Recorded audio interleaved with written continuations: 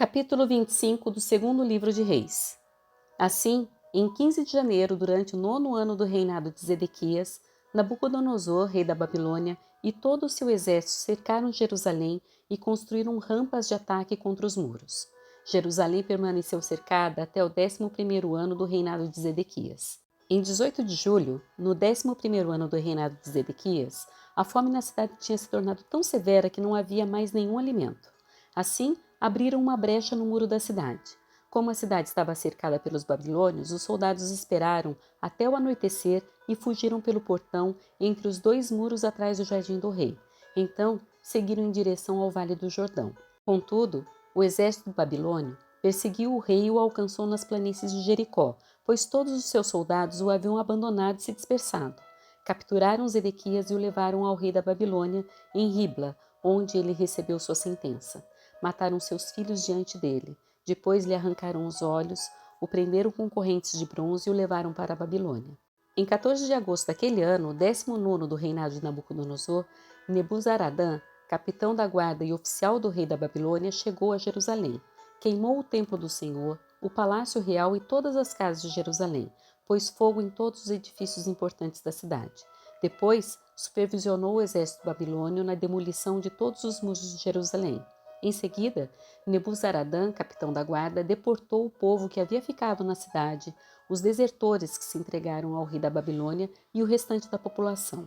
Permitiu, no entanto, que alguns dos mais pobres ficassem para cuidar das videiras e dos campos.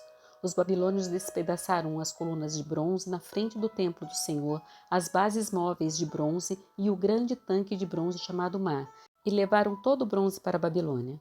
Também levaram os baldes para cinzas, as pás, os cortadores de pavios, as colheres e todos os outros utensílios de bronze usados para o serviço no templo. O capitão da guarda levou ainda os incensários e as bacias e todos os outros utensílios de ouro, ouro ou prata. Era impossível calcular o peso do bronze das duas colunas, do mar e das bases móveis para levar água. Esses objetos tinham sido feitos para o templo do Senhor nos dias de Salomão. Cada coluna media 8,10 metros de altura. O capitel de bronze no alto de cada coluna media cerca de 2,25 metros de altura e era enfeitado ao redor com correntes entrelaçadas de romãs feitas de bronze. O capitão da guarda levou como prisioneiros o sumo sacerdote Seraías, o sacerdote auxiliar Sofonias e 3 dos principais guardas das portas. Dentre o povo que ainda estava escondido na cidade, levou um oficial responsável pelo exército de Judá, 5 dos conselheiros pessoais do rei, o secretário do comandante do exército, que era encarregado do alistamento de soldados, e outros 60 homens do povo. Nebuzaradã, capitão da guarda, levou-os ao rei da Babilônia em Ribla, e ali em Ribla, na terra de Amate, o rei da Babilônia mandou executá-los. Assim, o povo de Judá foi enviado para o exílio para longe de sua terra. Nabucodonosor, rei da Babilônia, nomeou Gedalias, filho de Aicã, filho de Safã, como governador do povo que ele havia deixado em Judá. Quando os comandantes do exército e seus homens souberam que o rei da Babilônia havia nomeado Gedalias governador, foram vê-lo em Mispá. Entre eles estavam Ismael, filho de Netanias, Joanã, filho de Cariá, Seraías, filho do netofatita Tanumete, Jezanias, filho do Maacatita, e todos os seus homens. Gedalias jurou a eles que os oficiais babilônios não tinham intenção de lhes fazer nenhum mal. Não tenham medo deles, disse. Vivam na terra e sirvam ao rei da Babilônia e tudo lhes irá bem. Mas no 7º mês desse mesmo ano, Ismael, filho de Netanias, filho de Elisama, que era da família real, foi com 10 homens a Mispá e matou Gedalias. Também matou todos os judeus e babilônios que estavam com ele em Mispá.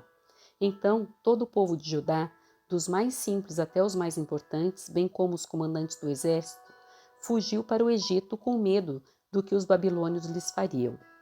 No 37º ano do exílio de Joaquim, rei de Judá, Evil-Merodach começou a reinar na Babilônia. Foi bondoso com Joaquim e o libertou da prisão em 2 de abril daquele ano. Falou com ele gentilmente e o colocou no lugar mais elevado que os outros reis exilados da Babilônia. Providenciou roupas novas para Joaquim no lugar das roupas de prisioneiro e permitiu que ele comesse na presença do rei enquanto vivesse. Assim, o rei lhe deu uma provisão diária de alimento pelo resto de sua vida.